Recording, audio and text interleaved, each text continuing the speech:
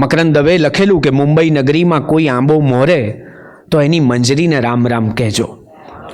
અહીંયા તો આંબાની મંજરીને રામ રામ કહેવાનો રિવાજ છે એવા શહેરમાં. અને મુંબઈ તો મુંબઈ છે, અદ્ભુત મુંબઈ છે. અને આ શહેર સાથે કવિતાને સદીઓથી નાતો છે. અને એ નાતો મદમાં તો રહે એવી મોજ સાથે આ કવિ સંમેલનની શરૂઆત કરવી છે. સંચાલન બહુ ઓછું મારે આજે કરવું છે. અને આમ પણ સંચાલક તરીકે મારા અનુભવો બહુ જુદા છે. એ પાછા બાત નિકલેગી તો ફિર દૂર તલક જાયગી. પણ મૂળ વાત એટલી જ છે કે સંચાલકનો જન્મ કેવી રીતે થયો. એકવાર સારું ઓડિયન્સ જોઈ અને મંચ ઉપરના દરેક કવિઓને એક સાથે કવિતા વાંચવાનો વિચાર આવ્યો અને સંચાલકનો જન્મ થયો. થોડું ધીરે ધીરે સમજાશે, ઉતાવળ ના કરતા, પણ સમજાય ત્યારે તમે આને આનંદમાં લેજો. મને ઘણા પૂછે છે કે તમને આવું સૂજે છે ક્યાંથી. મેં કીધું આમાં અમે સૂજી જઈએ છીએ, આમાં તમે આગળ ના વધતા. ગુજરાતી ભાષાની મજા છે. બે મિત્રો વાત કરતા હતા, એમાં એક મિત્રએ કહ્યું કે મારી પત્ની તો દેવી છે, બીજાએ કહ્યું મારે દેવી છે.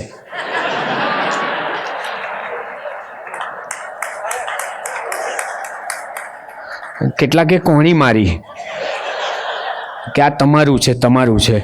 તમે આમને આમ મજા કરજો, કારણ કે હેમેન શાહનો એક શેર છે, પ્રકાશ કોઠારી, કે નગરને મળે એક સહિયારું વાદળ, નગરને મળે એક સહિયારું વાદળ, છતાં સૌની બારીએ વાછટ જુદી છે.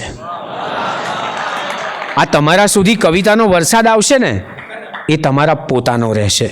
અને એમાં તમારે ભીંજાવું છે કે પછી નાહવું છે, રસ તરબોળ થવું છે કે પછી રેઇનકોટ ખોલવો છે, એ તો જાતે નક્કી કરજો. પણ આ મોજને આમને આમ આનંદ જો. બહુ વર્ષો પછી આવી મોજ પડી છે. અને મુંબઈ આવ્યો છું ને મરી સાહેબ યાદ ના આવે એવું તો બને નહીં. તમને સૌને તમારા ઓવારણા લઈને મરી સાહેબનો શેર કહેવો છે કે ઘણા વર્ષો પછી આવ્યા છો એનો એ પુરાવો છે. ઘણા વર્ષો પછી આવ્યા છો એનો એ પુરાવો છે. જે મહેંદી હાથને પગ પર હતી એ કેશ પર લાગી. કેટલીક ઉંમર સુધી વાળ ઓળવાના હોય, પછી વાળ ગોઠવવાના હોય, અને પછી વાળ પહેરવા પડે. ત્રણેય ઉંમરમાં જે ભાષા સેટ થઈ છે એ ભાષાના એવરગ્રીન કવિઓનું એકવાર રેખતાના મંચ ઉપરથી આપણે સ્વાગત કરીએ. એવા એક અદ્ભુત કવિને તમારી સમક્ષ પ્રસ્તુત કરવા છે. તમે આમને આમ મોજ કરતાં કરતાં એમને આત્મસાત કરજો. એ એમ કહે છે કે સાંજ વીત્યાનો વખત છે, લો તમે દીવો કરો. સાંજ વીત્યાનો વખત છે, લો તમે દીવો કરો. રાહ જોતું આ જગત છે, લો તમે દીવો કરો. એ મને મળવા હજુ આતુર છે આ રાતના, એ મને મળવા હજુ આતુર છે આ રાતના. એમની પહેલી શરત છે, લો તમે દીવો કરો. હું તાળીઓના વિવેક સાથે કવિ શ્રી મુકેશ જોશીને વિનંતી કરું કે લો તમે દીવો કરો. કવિ શ્રી મુકેશ જોશી.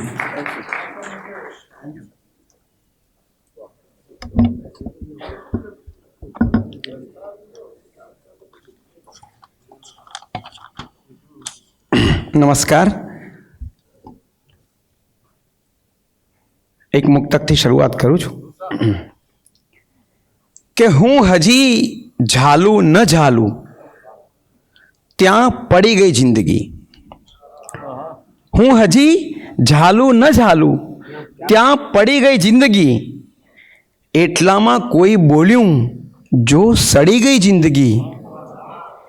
એક ક્ષણે એવું થયું પાટા નીચે પડતું મૂકું. એક ક્ષણ એવું થયું પાટા નીચે પડતું મૂકું. એક ક્ષણ ચૂક્યો અને પાટે ચડી ગઈ જિંદગી.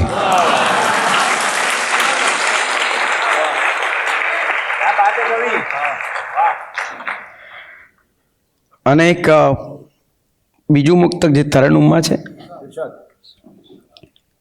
તમે હસતા રહો છો એટલે હું પણ નથી રોતો, તમે અવસર નથી જોતા ને હું અવસર નથી ખોતો, તમારો હાથ પકડું છું કે પાલવ યાદ ના રહેતું, તમે સામે રહો ત્યારે હું મારામાં નથી હોતો, તમે સામે રહો ત્યારે. તો ગઝલના શેર છે કે ટેવ છે એને, ટેવ છે એને, પ્રથમ એ માપશે ને તોલશે. ટેવ છે એને, પ્રથમ એ માપશે ને તોલશે, ખુશ થશે તો પ્રેમનું આકાશ આખું ઢોળશે, ખુશ થશે તો પ્રેમનું આકાશ આખું ઢોળશે. ને શેર સાંભળો કે સહેજ બારી ખુલતા સામે શરદ પૂનમ થતી, સહેજ બારી ખુલતા સામે શરદ પૂનમ થતી, કઈ તિથિ થશે અગર એ બારણું જો ખોલશે.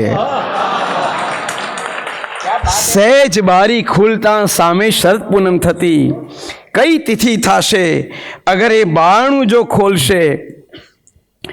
અને નામ ઈશ્વરનું ખરેખર યાદ ક્યાં છે કોઈને, નામ ઈશ્વરનું ખરેખર યાદ ક્યાં છે કોઈને, પૂછશો તો મંદિરોના નામ કડકડ બોલશે, પૂછશો તો મંદિરોના નામ કડકડ બોલશે. ને છેલ્લો શેર છે કે ઓ મદારી, ઓ મદારી દૂધ શાને પાય છે તું નાગને, ઓ મદારી, ઓ મદારી દૂધ શાને પાય છે તું નાગને, અરે તું મલાઈ આપશે તો માણસો પણ ડોલશે, તું મલાઈ આપશે તો માણસો પણ ડોલશે. ટેવ છે એને પ્રથમ એ માપશે ને તોલશે, ખુશ થશે તો પ્રેમનું આકાશ આખું ઢોળશે.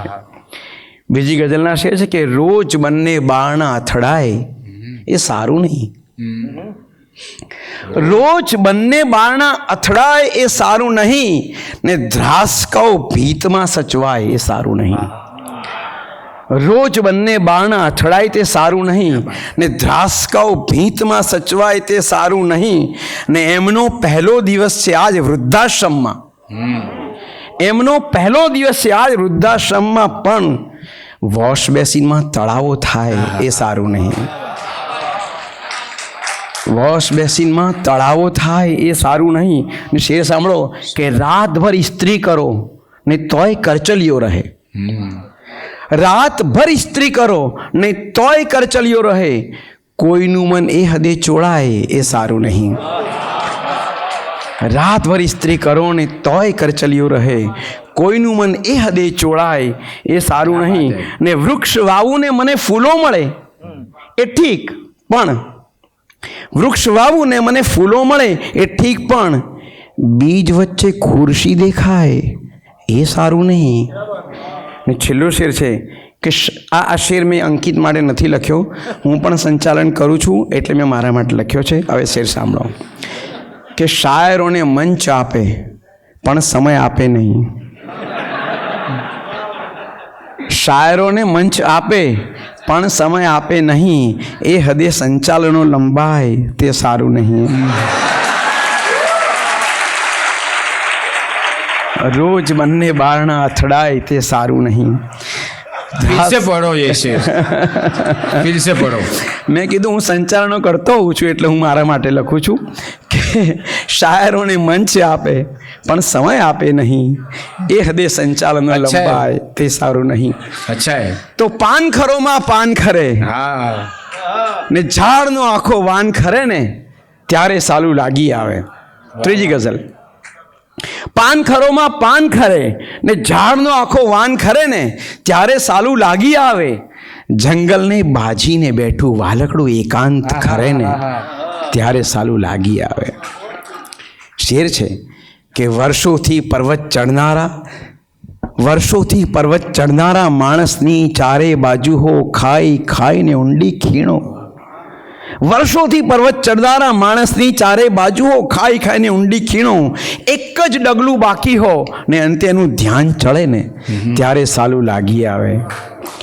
શેર સાંભળો કે સામેની ફૂટપાથ ઉપર સૂતા હો બાળક, ભૂખ્યા પેટે આંસુ પીને ઊના શ્વાસે, સામેની ફૂટપાથ ઉપર સૂતા હો બાળક ભૂખ્યા પેટે આંસુ પીને ઊના શ્વાસે ને સામેની ફૂટપાથે કોઈ હોટલ આલીશાન મળે ને ત્યારે સાલું લાગી આવે.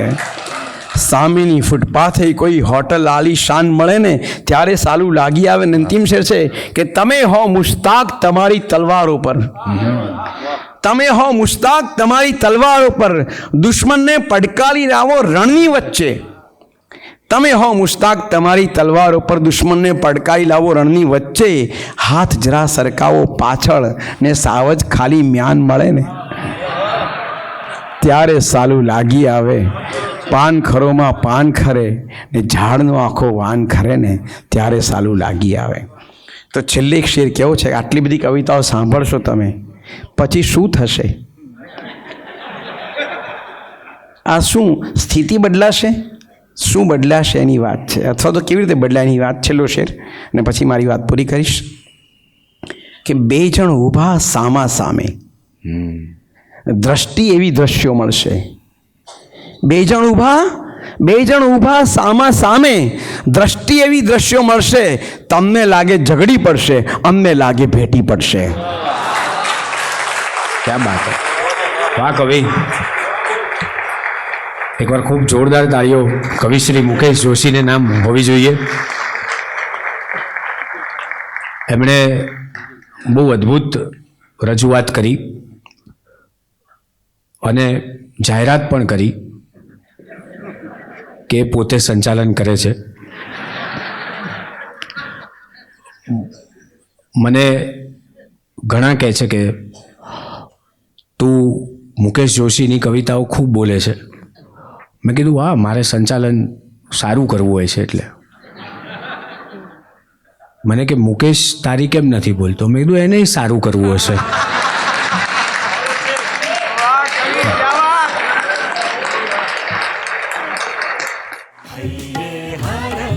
ગુજરાતી